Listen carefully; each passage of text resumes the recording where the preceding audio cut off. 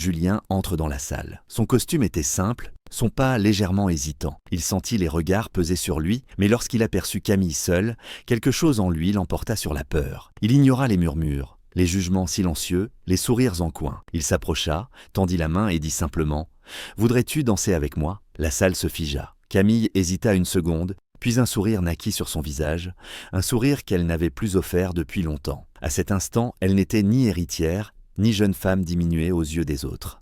Elle était choisie.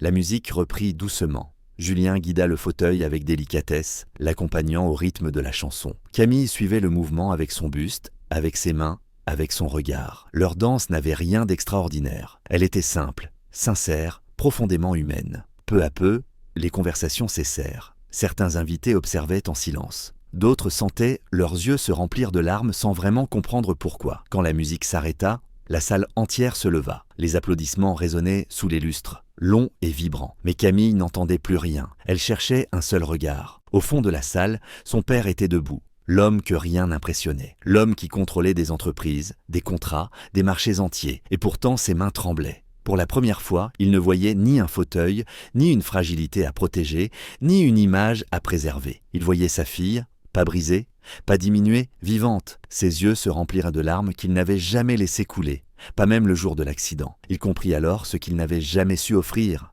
Non pas la sécurité, non pas le pouvoir, mais la liberté d'être aimé sans être enfermé dans la peur. Camille soutint son regard, et dans ce silence entre eux, quelque chose se répara. Ce soir-là, elle ne remarcha pas. Mais elle avança, et pour la première fois depuis des années, ce n'était plus son père qui la protégeait, c'était le monde qui l'applaudissait.